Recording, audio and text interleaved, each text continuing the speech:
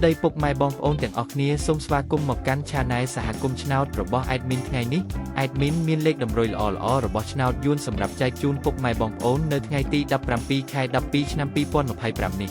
ដូចនេះ Admin មិនចង់ឲ្យចំណាយពេលវេលារបស់ពុកម៉ែបងប្អូនយូរតោះយើងមកតាមដានលេខតម្រុយរបស់យើងទាំងអស់គ្នាសម្រាប់លេខតម្រុយ2លេខមានលេខ74លេខ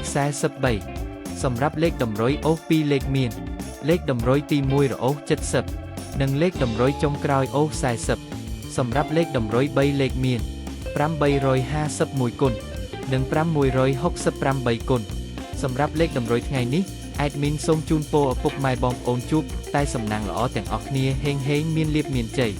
ជាចុងក្រោយសូមកុំភ្លេចជួយចុច Subscribe និង Comment ហើយដាក់សញ្ញារូបកណ្ដឹងដើម្បីជួយផ្ដល់កម្លាំងចិត្តមកកាន់ Admin ជាពិសេសងាយស្រួលតាមដានវីដេអូថ្មីនិងលេខតម្រុយល្អៗជាប្រចាំថ្ងៃជាមួយ Admin សូមគោរពលាពុកម៉ែបងប្អូនពីខ្ញុំបាទសហគមន៍ឆ្នោតសំណាងល្អទាំងអស់គ្នាសូមអរគុណ